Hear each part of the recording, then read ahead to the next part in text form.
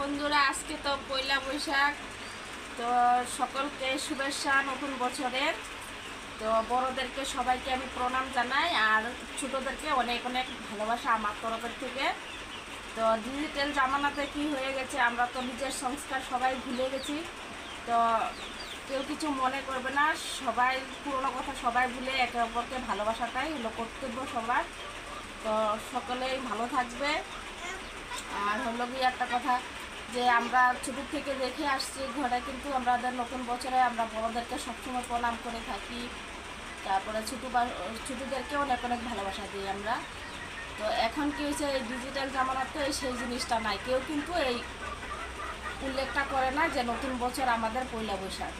তো আমরা সবসময় 31 হ্যাপি নিউ ইয়ার সবাইকে উইশ করি, কিন্তু কেউ এই কথাটা বলে না যে নতুন বছরে এই কাজগুলি করতে হয়, মানে বড়োদেরকে প্রণাম করতে হয়। তো সব আমরা ভুলেই গিয়েছি। তো তার জন্যে আমি বলছি তোমাদেরকে অনেক অনেক, সবাইকে অনেক অনেক ভালোবাসা আর বড়োদেরকে প্রণাম। কারণ ছোটো থেকে দেখে এসছি, সেটা ভুলি নাই আমরা বিদেশ থাকলেও। তা আমরা যদি এইভাবে করি তাহলে কিন্তু আমাদের বাচ্চারাও এই শিক্ষাগুলি পাবে, ওরাও এই নিয়মগুলি করে যাবে সব সময়।